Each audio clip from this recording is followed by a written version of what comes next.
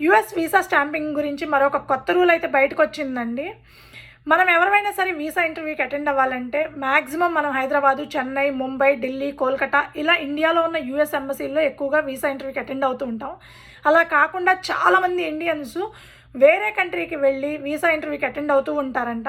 అంటే దుబాయ్ కానీ, శ్రీలంక కానీ, బ్యాంకాక్ కానీ, నేపాల్ కానీ ఇలా మన నైబర్ కంట్రీస్ ఏవైతే ఉన్నాయో వాటన్నిటికి వెళ్ళి వీసా ఇంటర్వ్యూకి చాలామంది అటెండ్ అవుతూ ఉంటారంట.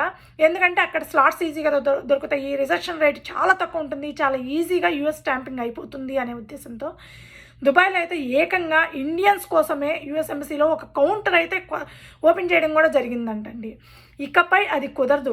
కొత్తగా వచ్చిన రూల్ ఏంటంటే ఎవరైనా Indians US visa stamping attend అవ్వాలి అని అంటే అది మన హోమ్ కంట్రీ అయిన ఇండియాలో మాత్రమే అటెండ్ అవ్వాలి. ఇకపై వేరే కంట్రీలో ఇకపై వీసా ఇంటర్వ్యూ కోసం ఇండియన్స్ అటెండ్ అవ్వడానికి వీలు లేదు.